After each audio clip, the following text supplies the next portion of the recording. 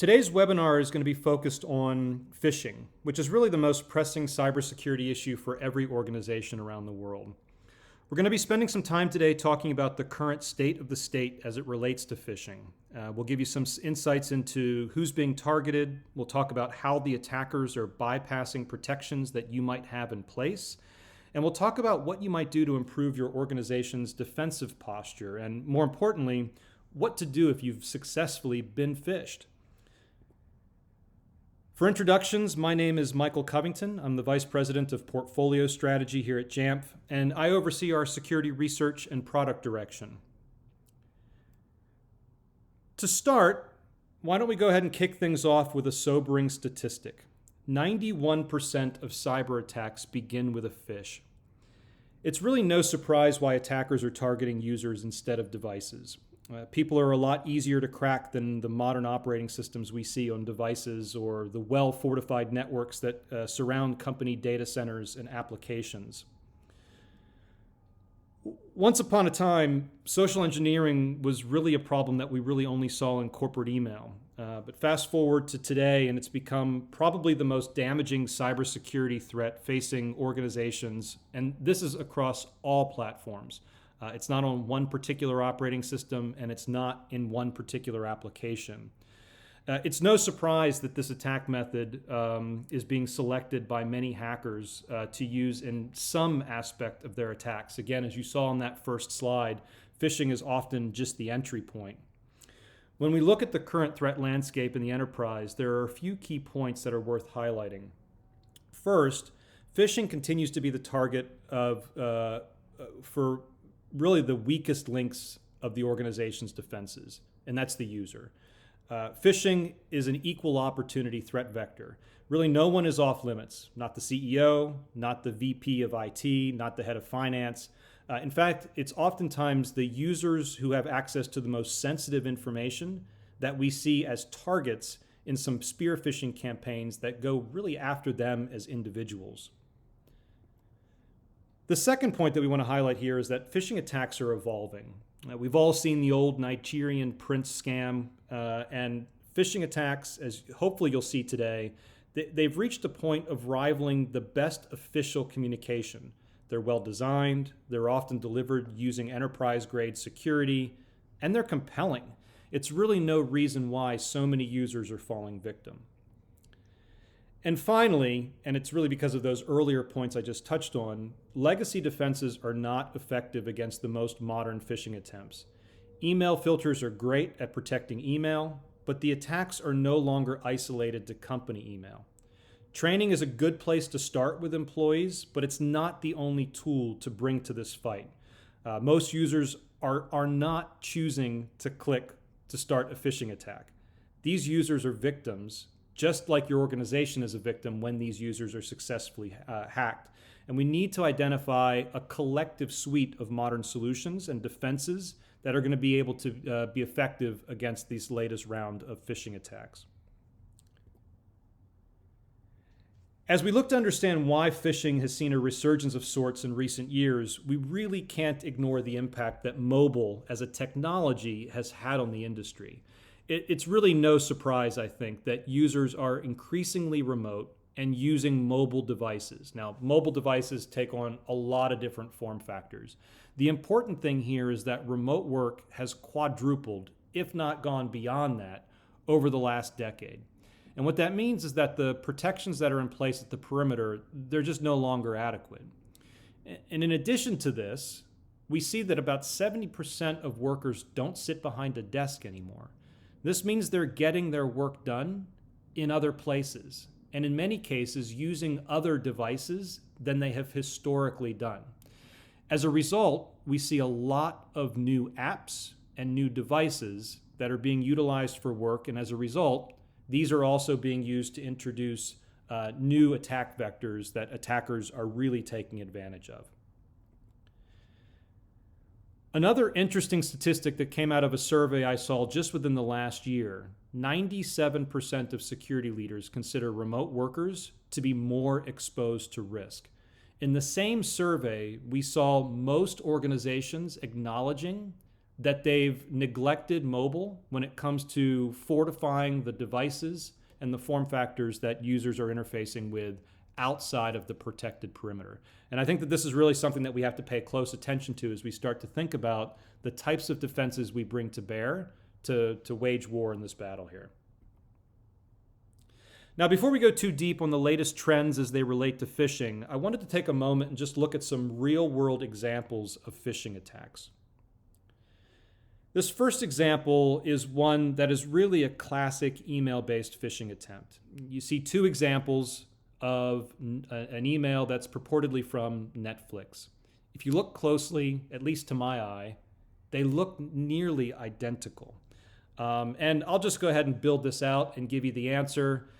What you see here are that the email is incredibly compelling. It's impossible for a user really to assess without really reviewing some incredibly technical details which one is true and which one is false. I think if you look at the phishing scam on the right, it really does have great use of the Netflix branding. The colors are the same. The imagery, including the background imagery, is consistent. Even the voice and tone of the email are incredibly convincing. In this scenario, it was an embedded link that provided a clue that the malicious email was up to no good. And that's not something that a typical user is going to be able to spot.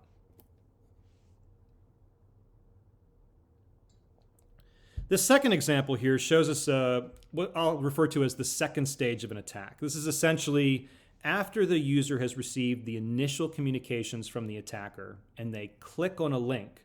This is the bad site that they're going to end up at. Can you identify which one it is? I'll go ahead and tell you.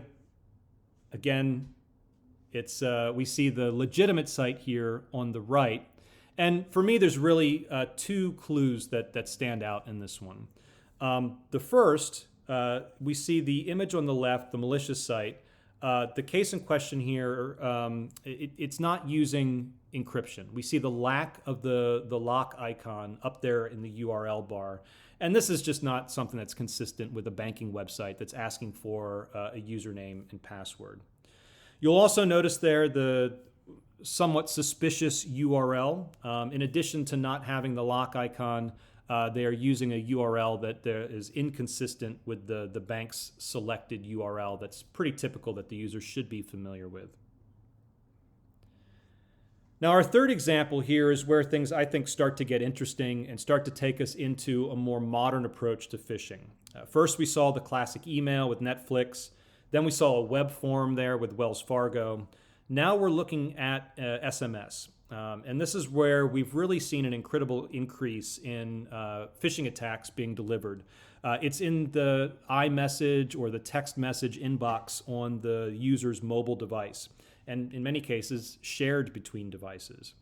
This example uses the coronavirus pandemic as a way of tricking the user into clicking the link and parting with some sensitive data. We typically see attackers taking advantage of international incidents and popular events like this as a way of slipping in undetected to prey on unsuspecting victims. So, of course, this is not a valid SMS, and we'd advise no user to click on that link. For a fourth example, I'll show you another text message, and I think it's just worth noting that the attackers are really getting very good at using character limits to SMS as an advantage. They're using shorthand, which is really acceptable using this attack vector. They're using shortened links, which again is quite common. And it's easier to match the claim sender's natural voice and tone when you're using shorthand in a note. And we're even starting to see attacks where the attackers can populate the address book in the process of sending the message. And so what that means is that they can fool the end user into believing that the message is coming from a trusted contact. In this example, you see the phone number up there at the top that starts with the 347 area code. I've seen examples where that's been populated with help desk, Microsoft admin, and other examples that are just enough of a clue that would take the user down a path to believing that this might be a legitimate message. Now, the phishing attack that we see here actually led to another site that was really the continuation of this attack. And this is where I think it starts to get interesting, because this is where we see, particularly on mobile, as a user falls victim and clicks on a link, additional apps start to get involved. And this is where we see, in this example, Safari being launched and the user taking to a third-party website. You can see here, if you're looking closely at the screen, that there's a non-standard URL. It's really a good clue that this site cannot be trusted. But this is also a really interesting thing to just take a notice of, because it starts to show the links between applications and how one user action can lead to another action that really increases the ruse that the attacker is putting in place here, to making the believer kind of go along the path and really buy into what's being put in place.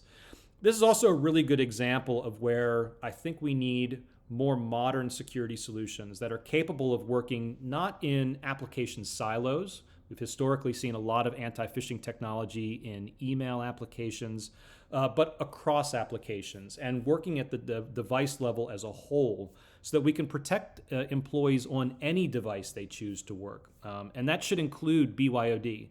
We shouldn't be ignoring phishing attacks that are coming across in vectors that are outside of corporate ownership, because in most situations, we're now seeing users able to access cloud applications, for example, from any personal device. And that means that some of our security services are going to have to follow them as well.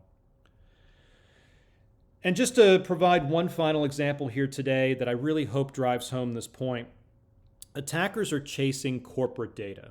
Phishing has migrated from being a very consumer-grade attack, where they were after a few dollars here and there, going after individual users, and they're now chasing corporate data, company secrets, and perhaps more importantly, login information, so that they can move freely around your digital estate with ease. And in this case, we see two different login screens for M365 services. One's real, one's fake. The classic signs, I think, all check out. You see the lock icon, you see the Microsoft sounding domains. Even the page, it's got that Microsoft look and feel, complete with the cookie warning there that you see at the top. It's all consistent with what you would believe to be a legitimate website. And remember what I said earlier about these attacks becoming so compelling. I think this is just such a great example of why businesses who rely on single sign-on technology as part of their security strategy, they've made some good decisions to invest in SSO, but they're also at risk of phishing attack, essentially taking the keys to the kingdom. Once an hacker has the user's sign-in information for the identity provider, they're really able to move amongst a number of different applications with great ease. And as you can see in this example, we've got, again, nearly the same layout and design. We have two different URLs, both very compelling, both with the lock icon.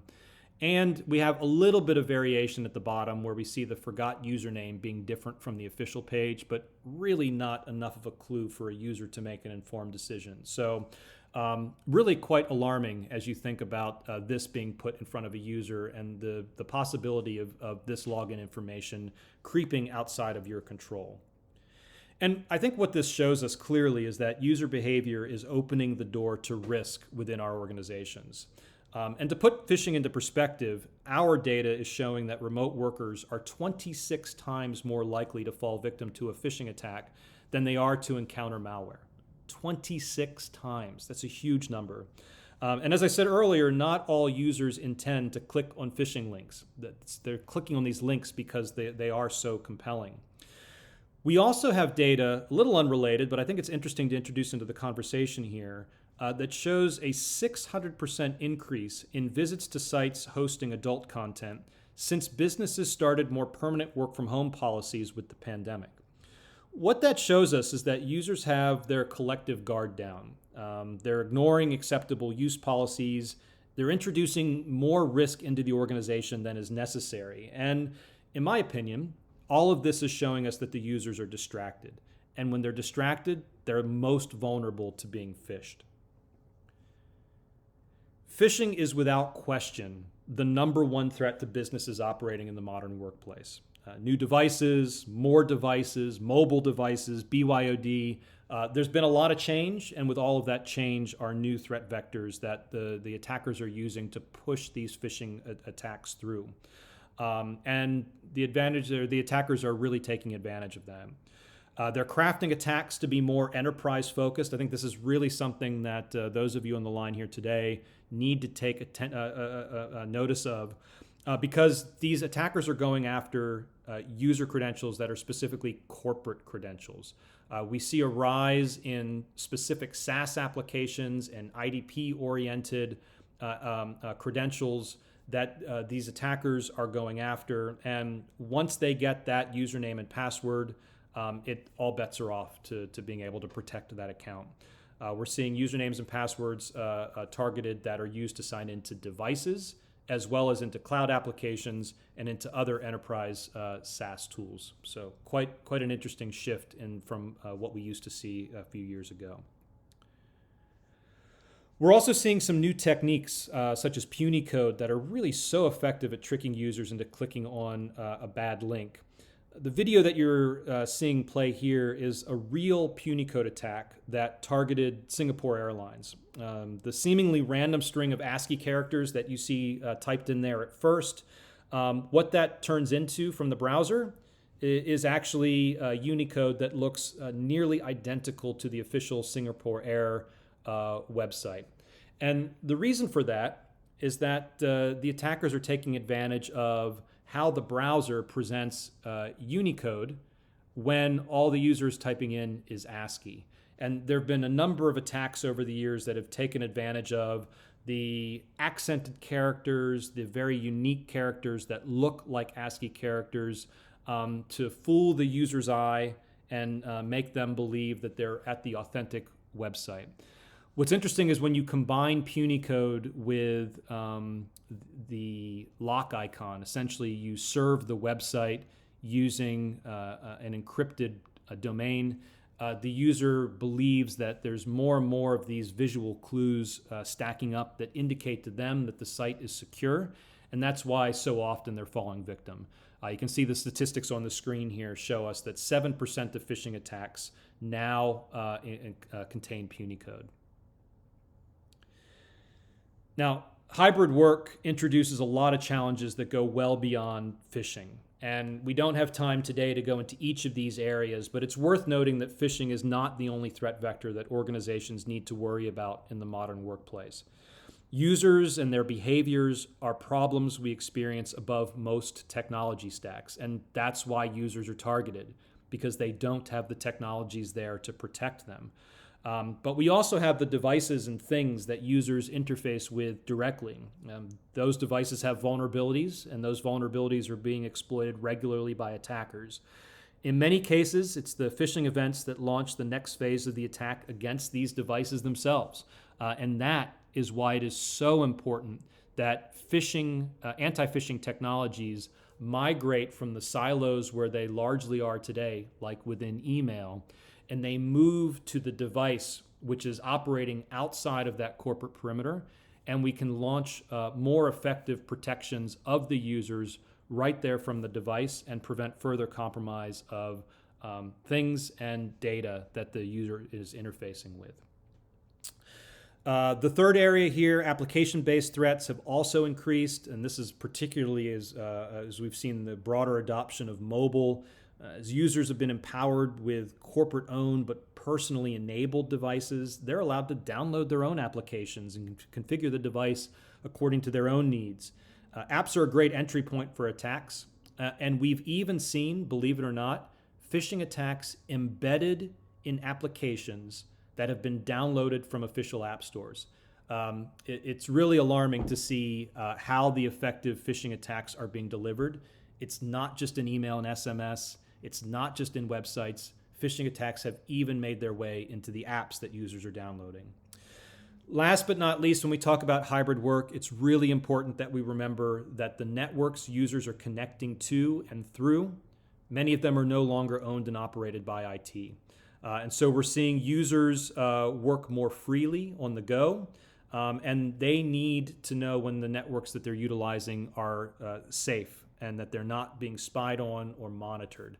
And so that's another element of hybrid work security that's quite a bit different from what we're used to, where IT and InfoSec harden that perimeter and protect everybody who's operating within the building. As we look to addressing all of these challenges that come along with hybrid work, it's clear to me that we need a more modern approach to securing what I like to refer to as the modern workplace. Endpoint protection is a great place to start, particularly as we talk about workers using many devices and many of them being outside of the perimeter. It's the place where we can provide some consistent protections for that user and the data that is created and consumed on that device. But network security is also something that we can't forget about. We used to have network security anchored at the edge of the corporate network. Now we need network security to follow the user.